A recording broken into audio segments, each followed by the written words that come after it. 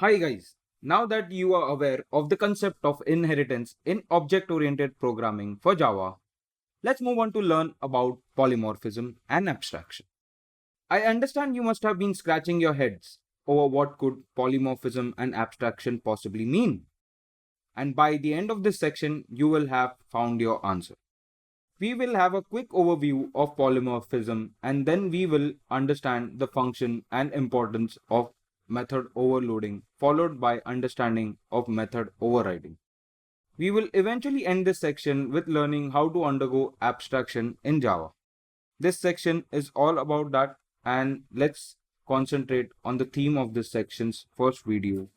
That is now the first objective of this video, to get acquainted with polymorphism, and then using that knowledge to understand method overloading. The first objective of this video is to get acquainted with polymorphism, and then using that knowledge to understand method overloading and method overriding. Just consider this simple example. There are certain words which have two different meanings, and it's crucial to know both so that you know how to use the word in different contexts. And this is precisely the premise of polymorphism. The uses of a single set of data with different types so that its function changes in different situations. So there are only two types of polymorphism. One which we say runtime polymorphism, and second which we say compile time polymorphism. Any operations which can be used in some other way for a specific type or multiple types can be said as polymorphism, to make it more simpler. If you are confused about the above definition, don't worry. You will get the hang of polymorphism once we learn about method overloading. So let's get started. So method overloading, what is it? In a nutshell, when we define methods or functions of the same name but with different data types and method or functions parameters, it is known as method overloading. The method or functions may be of the same name, but they perform different functions according to the context in which it is called. Let's get a clearer picture to the following diagram. Now that you can see ways to call a method, that right now what we are focusing is called method overloading. So method P, I would say with the parenthesis P, and then same method name can be having like two parentheses, like with a specific data type, or you can say any return value or parentheses that you are trying to push. So method P and Q are getting added up from the same point of structures. And similarly, you have third situation which will have three parameters that you're trying to push. So different data types and parameters can have similar function name to get it going. So we can try and understand those things by taking a simple program to hang off method overloading. Let's move on to our IDE, and to make things little bit faster to understand and more simpler, I have already thought about keeping it very simple by just keeping calculator program. So let's try and understand the first declaration that I've already done, and I've kept few comments to just for you to understand that I'm just keeping it very simple. So first thing, the package name that I've given is very, now you must have very familiarize yourself with package naming that I keep giving, but that is method overloading. Moving on to the third line, that is public class calculator that I've mentioned. And in the comment section, just to differentiate two methods that I've declared under that class, I have said difference is no of those, like there is no different parameters that I'm trying to push, like with data types, I could say. And under that, I'm just trying to use void add numbers. We are going to add numbers with integer x assigning a plus b. So it's a just simple addition method that we are trying to use. Below that, I'm doing similar things with void add numbers, but what we are doing is we are adding three parameters instead of two in the above section.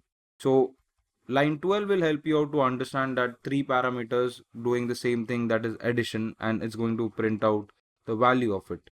Below that, I have given different types of parameters, and we are trying to make that method work a little bit differently. So void multiply number is going to help me out with adding two parameters of integer values, and adding them up.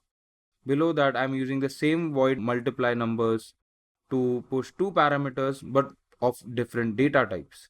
So I would be using a double A and a double B parenthesis that I'm trying to push, and double X will help us out to add those parameters that we are trying to push, to add them up, and then we are going to print that value on our console.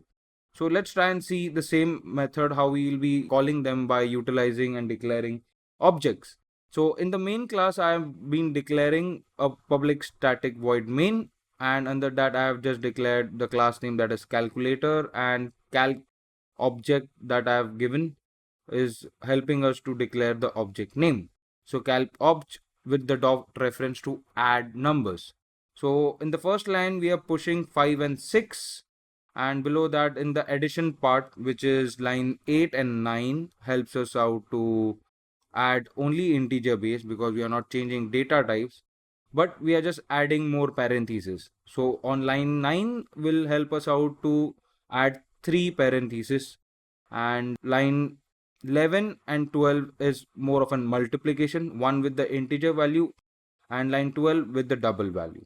So let's try and run this program just to get a gist of how method overloading works. Proceed and see your console is clear so that you can have a proper result.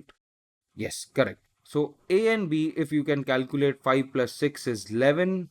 A and B with 3 parameters is giving us 6. 1 plus 2 plus 3 is 6. And then with the multiplication part, I am getting 2, 3. We must have added it. Let's make a quick change. Small mistake.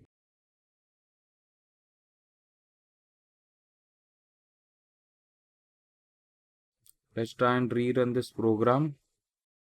Yes, now it's correct.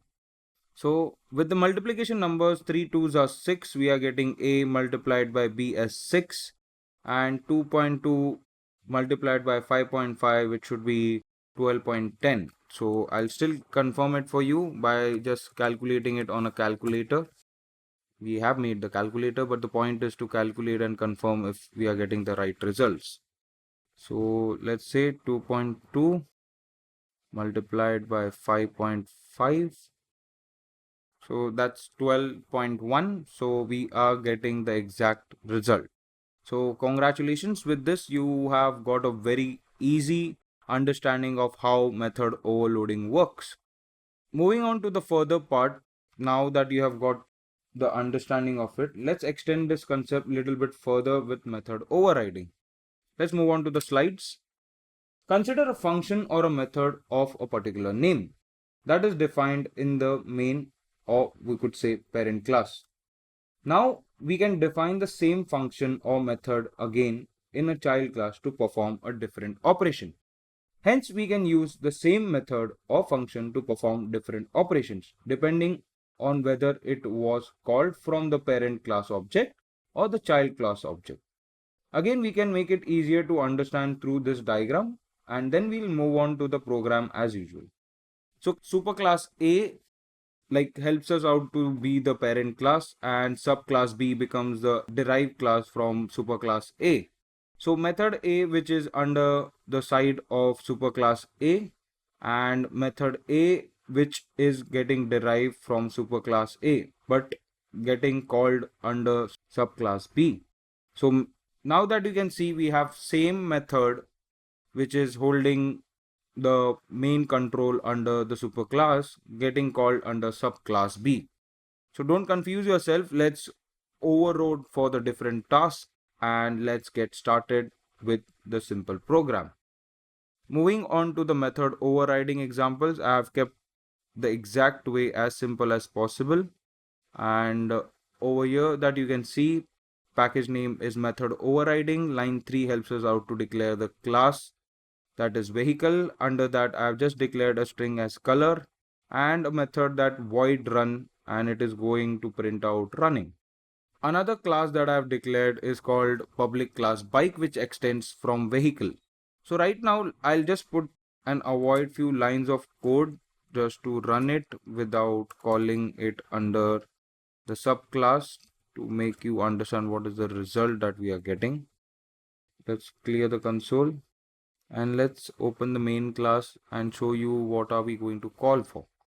So public static void main holds bike as new object declaration, and object is getting utilized like bike with dot reference to name, which we are assigning as hero, or we can change it as BMW like earlier, and color with blue, and printout statements will give us out the bike name and the color, under which we are going to run the bike run as the method that we have declared in the parent class. So let's run this program and see if we are getting an output. So yes, proceed. And now that you can see, we have the bike name BMW and bike color as blue.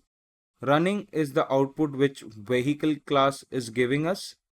And now that we want to call the same method under the subclass, that is bike, we are just going to override with the declaration of @ override, and under that we are just mentioning the same method void run, and we are just altering the system out println statement with my this dot reference name that helps us out to give us the print method, or I would say the command that we'll be pushing it through the object, and is running. So it's going to be bike this name, so it's going to help us out to call it through the bike, and then main class will help us out to run the whole program. Let's clear the console and rerun the same program. So now that you can see, the name that we had given was BMW, so my BMW is running, which was called under the subclass. So now that you have got a very good gist of how overriding works, let's move on to the slides.